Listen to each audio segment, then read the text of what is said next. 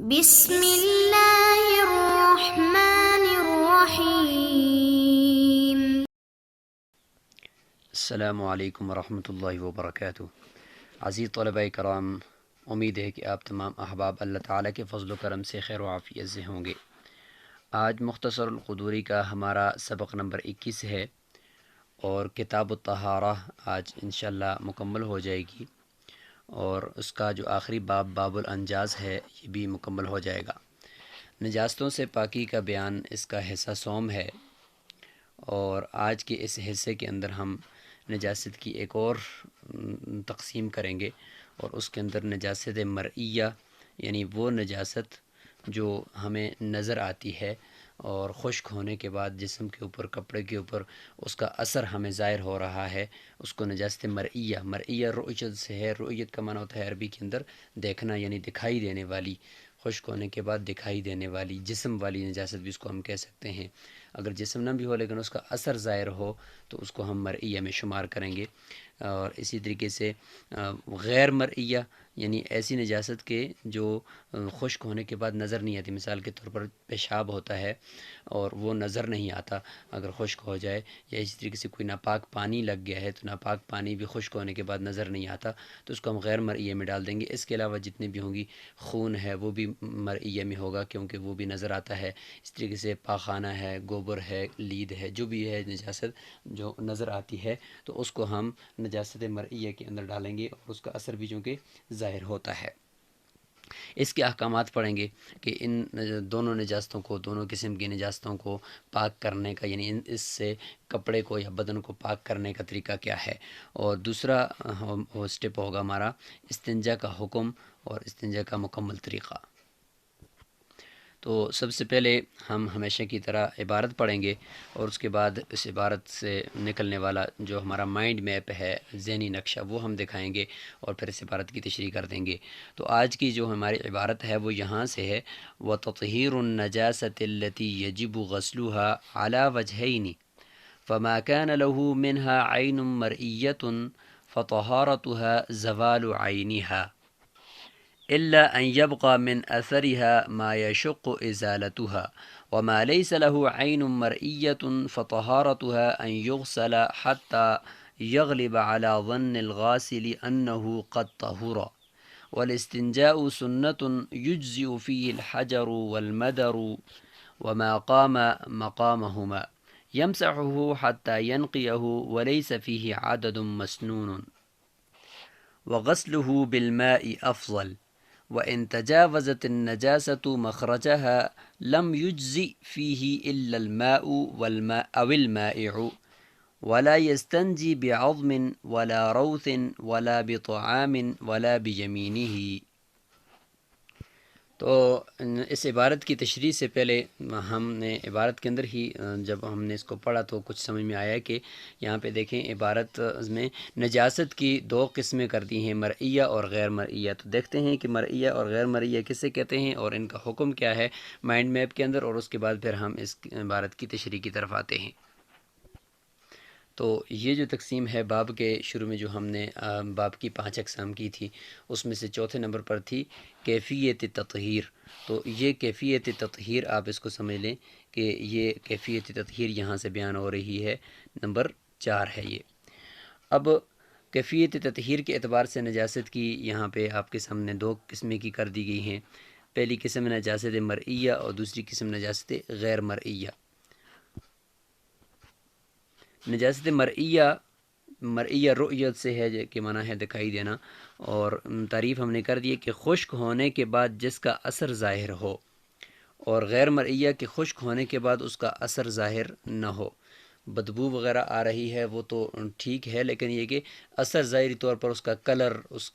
کی جسامت نجاست کی وہ کپڑے کے اوپر یا بدن کے اوپر دکھائی دے رہی ہے تو مرئیہ ہے، نہیں دے رہی تو غیر مرئیہ ہے۔ اچھا، حکم کیا ہوگا پھر اس کو صاف کرنے کا؟ کپڑے سے بدن سے، تو اگر مرئی ہے تو اس کا جو ظاہر آپ کو نظر آ رہا ہے، اس کا اثر نظر آ رہا ہے، اس اثر کو آپ زائل کر دیں، چاہے وہ ایک مرتبہ پانی سے ہوتا ہے، 2 مرتبہ سے ہوتا ہے، 3 مرتبہ سے ہوتا ہے، جتنی مرتبہ سے ہوتا ہے آپ اس کے اثر کو زائل کر دیں۔ اچھا، اثر کو زائل کرنے کا کہا ہے، دھونے کا نہیں کہا اس میں، تاکہ موزہ بھی آ جائے کہ اس کو دھوئے بغیر اگر آپ رگڑ کر بھی صاف کر سکتے ہیں زمین کے ساتھ یا کسی چیز کے ساتھ، ایسی چیزیں ہیں مطلب شیشہ ہے اور اسی طریقے سے کوئی ایسے برتن ہیں جن کے اندر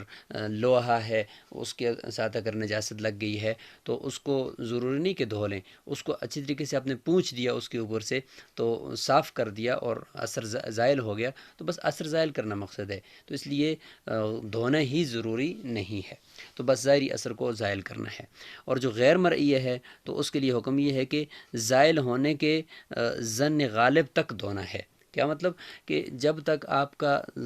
ظن غالب یعنی آپ کے ذہن کے اندر یہ بات یقینی طور پر آ گئی ہے کہ اب یہ کپڑا پاک ہو گیا، اس وقت تک آپ، جب تک یہ یقین آپ کو یا یہ آپ کا ظن غالب نہیں ہوا، اس وقت تک آپ اس کو دھوتے رہیں گے۔ مثال کے طور پر اس میں فقہا نے یہ فرمایا کہ اگر کسی آدمی کو بہت شک ہے تو بس وہ 3 دفعہ مقرر کر لے کہ میں نے 3 دفعہ ہی اس کپڑے کو دھونا ہے، چونکہ نجاست کا اثر تو ظاہر نہیں ہے، بس 3 دفعہ میں نے اس کو دھونا ہے، اور ہر مرتبہ اس کو نچوڑے اور آخری مرتبہ ذرا زیادہ اپنی طاقت کی بقدر نچوڑے، بس یہ کپڑا پاک ہو جائے گا۔ یہ تو اس وقت ہے کہ جب بالٹی کے اندر یا کسی ٹب کے اندر دھو رہا ہے، اگر وہ نلکے کے نیچے اس نے رکھا ہوا ہے یا چلتے پانی کے اندر وہ دھو رہا ہے تو ظاہر ہے کہ وہ تو پہلی مرتبہ سے ہی نجاست کو جب رگڑ کر اس نے ایک ہی مرتبہ سے پانی ڈالا اور اوپر سے پانی ڈالا، نیچے سے نجس پانی، ناپاک پانی اس سے نجاست سمیت نکل گیا، تو وہ اسی وقت ہی پاک ہو جائے گا، 3 مرتبہ اس کو نچوڑنے کی پھر ضرورت نہیں ہوگی، ایک ہی مرتبہ پھر اس کو نچوڑ دے۔ البتہ اگر بالٹی کے اندر دھو رہا ہے تو بار مرتبہ اس کو بار اس کو ڈبو رہا ہے، پھر نکال رہا ہے، پھر ڈبو رہا ہے کپڑے کو، پھر نکال رہا ہے، تو اس میں پھر یہ کہ 3 مرتبہ نئے پانیوں کے ساتھ اس کو دھوئے گا اور نچوڑے گا۔ تو یہ وتطہیر النجاست التی یجب غسلها سے یہی چوتھی بحث شروع ہو گئی ہے، کیفیت تطہیر، یعنی نجاست کے محل کو جو پاک کرنا ہے، تو تطہیر النجاستی یعنی نجاست کے محل کو پاک کرنا، نجاست کو تو پاک نہیں کیا جا سکتا۔ التی ایسی نجاست یجب غسلها جس کا دھونا واجب ہے، وہ کتنی قسم پر ہے؟ اعلیٰ وجہینی، وہ کیفیت تطہیر کہ پاک کرنے کا، اس محل کو نجاست سے پاک کرنے کا جو کی کیفیت ہوگی، وہ کیفیت کیا ہے؟ تو فرماتے ہیں کہ وہ 2 قسم کی نجاستیں ہوں گی، اس کے حساب سے ہم اس کی کیفیت بتا سکیں گے۔ فما كان له منها عین مرئیۃ، یعنی اگر اس نجاست کا عین نظر آ رہا ہے، عین مرئیۃ یعنی اس کا عین، اس کا اثر ظاہری طور پر نظر آ رہا ہے، فطہارتها زوال عینها، تو اس کی جو پاکی ہے اس کے عین کو زائل کرنا ہے، اور اس کے علاوہ مزید اس کے اندر دھونے کی کوئی شرط، اگر دھونے کی چیز ہے مثلا کپڑا ہے تو پھر بھی اس کے ظاہری طور پر اس کے جو اثر ہے اس کو دھو کر ہی زائل کریں گے، اور اگر کوئی ایسی چیز ہے کہ جس کے ساتھ نجاست لگی، جیسے کہ ہم نے بتایا موزہ یا کوئی اور ایسی چیز جس کے ساتھ جس کو پونچھ کر صاف کیا جا سکتا ہے، تو بس اس کے عین کو زائل کر دیں تو وہ پاک ہو جائے گا۔ الا ان یبقى اثرها، الا یہ کہ اس کا اثر جو ہے من اثرها، اس کے اثر نجاست کا جو ظاہر تھا آپ نے تو زائل کر دیا، لیکن پیچھے اس کا کلر باقی ہے، تو الا ان یبقى من اثرها، اس کے اثر سے باقی ہو ما اتنی مقدار، یشق ازالتها، جس کا زائل کرنا وہ مشکل ہو رہا ہے، مطلب بغیر کسی دوسری زائد اضافی چیز کے، مثلا صابن یا کسی اور لیکوڈ کے بغیر اس کو آپ مطلب دھو رہے ہیں، تو اس لیکوڈ کے لگائے بغیر وہ اس کا جو دھبا ہے وہ زائل نہیں ہو رہا نجاست کا، تو کوئی بات نہیں ہے، جب اس کے اندر سے آپ نے نجاست کے عین کو زائل کر دیا ہے، نیچے دھبا رہ گیا ہے، تو سمجھ لیں کہ یہ پاک ہو گئی ہے، اس دھبے کو زائل کرنا ضروری نہیں ہے۔ تو یہ فرماتے ہیں کہ الا ان یبقى من اثرها، الا یہ کہ باقی رہ جائے اس نجاست کے اثر میں سے ما وہ مقدار، یشق ازالتها جس کا بغیر کسی دوسری چیز کے کی مدد لیے زائل کرنا ممکن نہ ہو، یعنی مشکل ہو۔ ہاں ممکن تو پھر ہو سکتا ہے، بعض مرتبہ زیادہ رگڑنے سے وہ پاک بھی ہو جائے گا، وہ دھبا بھی ختم ہو جائے گا، لیکن یہ کہ اس دھبے کے ہوتے ہوئے بھی وہ کپڑا یا وہ بدن آپ کا پاک شمار ہوگا۔ وما لیس، یہ دوسری شروع ہو گئی ہے کہ وما لیس له عین مرئیۃ، اگر نجاست ایسی ہے کہ وہ غیر مرئیہ ہے، یعنی اس کا عین دکھائی نہیں دے رہا، اس کا خشک ہونے کے بعد اثر دکھائی نہیں دے رہا، فطہارتها، تو اس کی پاکی یعنی اس کی پاکی یعنی اس سے جسم کو یا کپڑے کو پاک کرنے کا جو طریقہ ہوگا وہ یہ ہے کہ ان یغسلا، کہ دھویا جائے اس چیز کو، اس کپڑے کو یا اس بدن کو، حتیٰ یہاں تک کہ یغلب علی ظن الغاسلی، دھونے والے کے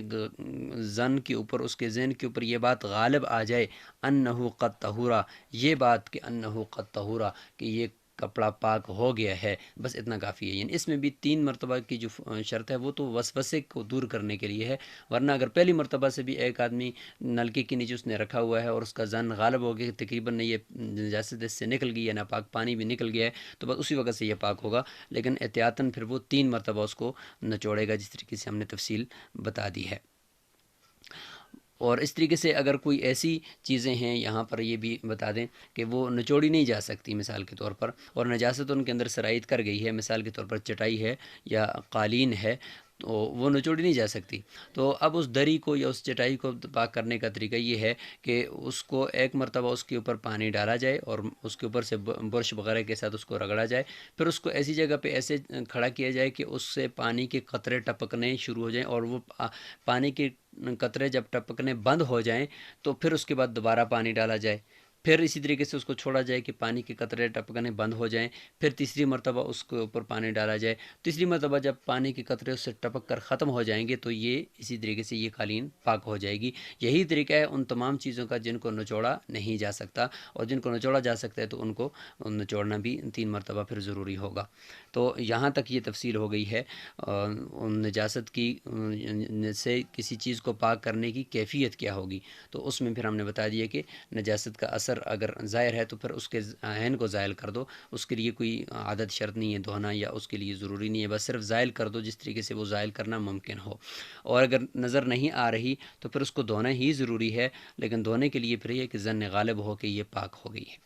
یہاں تک ہو گیا یہ چوتھی بحث۔ اب 5ویں بحث کی طرف چلتے ہیں، یہاں سے احکام الاستنجا کی طرف چلتے ہیں، تو یہ ہے جی، فرمایا کہ والاستنجاء سنتن، استنجا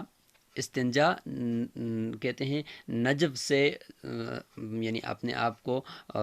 پاک کرنا، نجب کہتے ہیں یعنی انسان کے جسم سے خارج ہونے والی جو نجاست ہوتی ہے اس کو، تو نجاست سے اپنے آپ کو اس نجاست سے پاک کر دینا، اس کو استنجا کہتے ہیں۔